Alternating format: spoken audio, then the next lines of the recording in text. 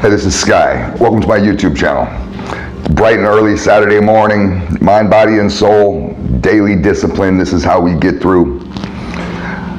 I want to just read from you and talk a little bit about this reading. It'll be real quick, so don't get bored. But from a book that I have had for, gosh, how long have I had this book? I've had this book for more than 20 years, maybe longer. It's a daily reading book. It's called 365 TAO, and it's about Taoism. And you pick it up, read a different page. Each page has a lesson. You just read one little lesson each day. So let's get into today's. This is lesson number 70, Independence. A solitary crane in winter snow needs no jewels. A single crane standing unconcerned in the falling snow is the very image of independence. It needs no one. It is secure in its environment, and it is capable of going through life alone. Its independence stems from self-sufficiency. It needs no clothing, no building, no wealth, no status. It is content, even glorious in its naked identity. So too with ourselves. There is no need for dazzling clothes, an impressive career, an awesome temple, nor a bejeweled master. What we want is something far beyond such externals. What facets of your personality are encumbrances? What personal aspects prevent you from being independent?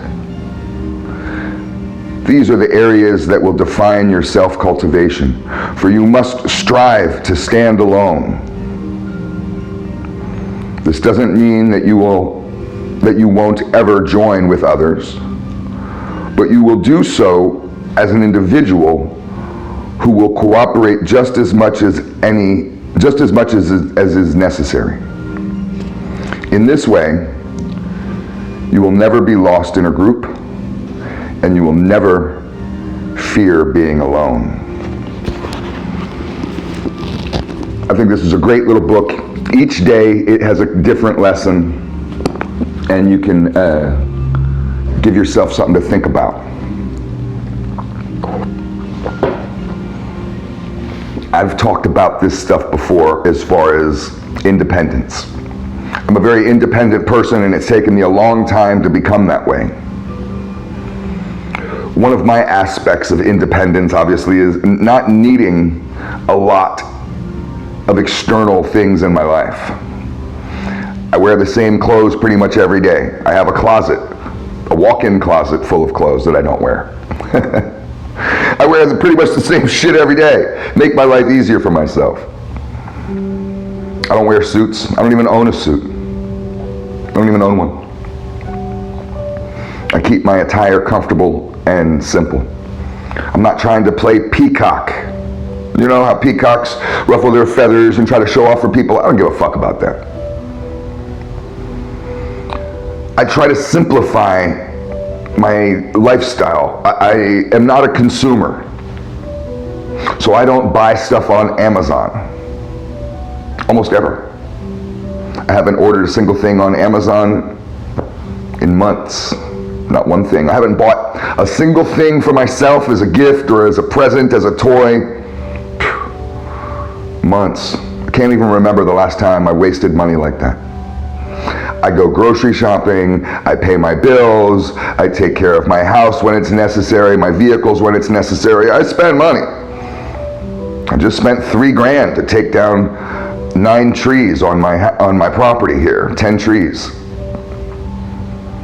But I don't waste money on consumerism. You don't find me at Walmart. You don't find me wasting time and energy like that. It simplifies my life. I try to be very independent so I don't have to rely on things. So say, for example, just continuing with the consumerism role, when the pandemic hit, Stores were shutting down. People started freaking out about their daily routines being interrupted. I was easily able to adapt. When inflation goes up and it makes it so you can't buy the things that you want to buy, it doesn't affect me. I'm not upset right now because I've reduced my life down to its bare necessities, to its bare minimum. I've gotten rid of a lot of external bullshit for my independence, so I don't have to be reliant on other people. For my own mental health, so I don't have to feel like I'm waiting around for people. I can be an individual and do this journey on my own. When other people get stuck along the path and want to stand there and marvel at a dead animal on the side of the road, I can keep going. When there's something that happens that freaks other people out, I can keep going.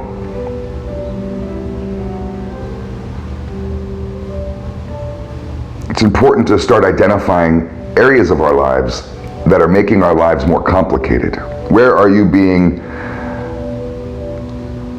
your own worst enemy? Where are you sabotaging yourself? Or at the very least, where are you holding yourself back? What kind of behavior may you be engaging in that is sabotaging your independence, keeping you tied to others? Is it emotionally? I've learned emotionally to go within rather than to go without.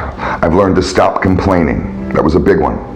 A lot of us have a history of complaining and are trained to complain to others in order to somehow make ourselves feel better. It doesn't make you feel better. It's just a burden to others.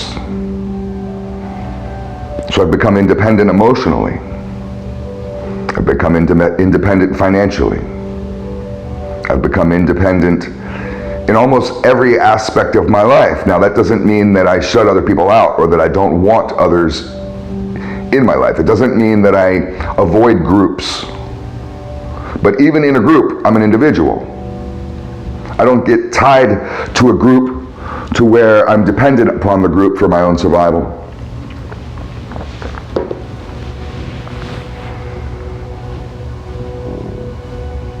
I really enjoy my independence, and it's something that I cherish and that I won't give up.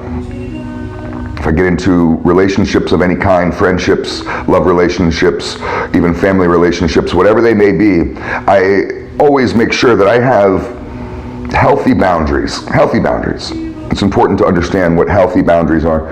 And I have my healthy boundaries which I will put out, and it's important to me because I don't want to get lost in somebody else, particularly in, say, for example, love relationships. I was engaged to a woman. We had joint bank accounts. It's a big mistake. Have your own bank account. We were tied at the hip in every way. The bills that we had, the house we were renting, everything was together. We're both on the FPL bill. We're both on the utilities bills, both of our names. We're both on the lease.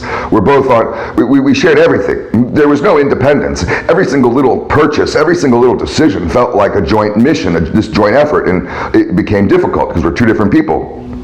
It could be a source of struggle for us, a source of arguments for us. If we could have separated ourselves to be a little bit more independent, maybe we would have been a little happier together.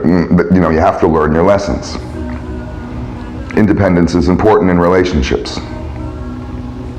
Independence is an important skill for yourself as far as your own comfort in your survival. Are you comfortable in your survival? I'm very comfortable in my survival, and it's because I'm an independent person. And I've practiced independence. I've philosophized on it and really sat and looked at every way. How can I be more independent? It doesn't mean alone, and it doesn't mean lonely. All it means is that you're an individual and that your survival isn't tied to others. You may be able to help others survive. That's fine. You're a man. Men help other people to survive. It's part of our duty. It's part of our role.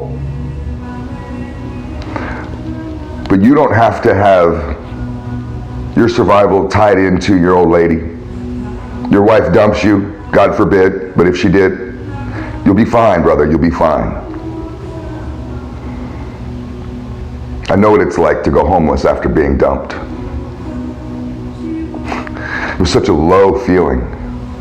It was such a terrible way to go through a breakup, is to go homeless afterwards. I don't blame her. That was my fault.